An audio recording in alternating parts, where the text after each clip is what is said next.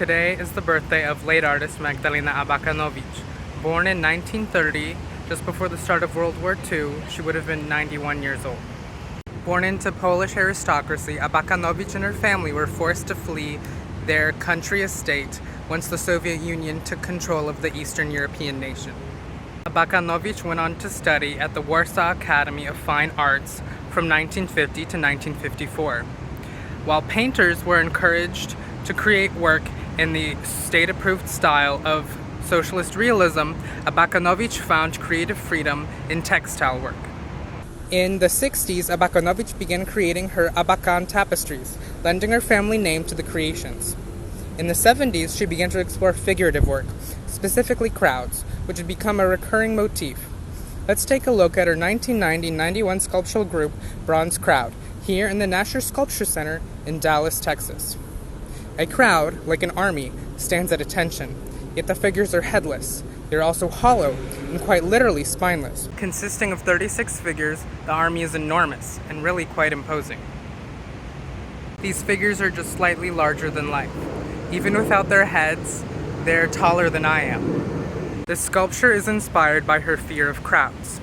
Together, according to Abakanowicz, humans can be quite stupid, even dangerous.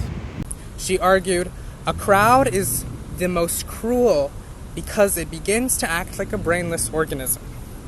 The headless, flat-chested figures are both anonymous and androgynous. Abakanowicz created them naked, exposed, and vulnerable, just as we all are. Visitors in the garden often walk amongst the crowd, becoming part of the work. In this way, Abakanowicz is considered the godmother of installation art. Upon close inspection, every figure here is in fact unique. The textures and patterns of each form are different. Her background in fiber arts is obvious. This group was originally made in burlap and then cast in bronze.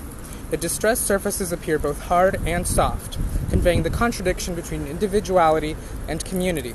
Abakanowicz stated, "I feel overawed by quantity, by creatures of nature gathered in herds, droves, species, in which each individual, while subservient to the mass, retains some distinguishing features." While her work can be read as political commentary, Abakanowicz never made such interpretations explicit. Instead, she critiques humanity as a whole. Nevertheless, the violence from World War II clearly permeates her work.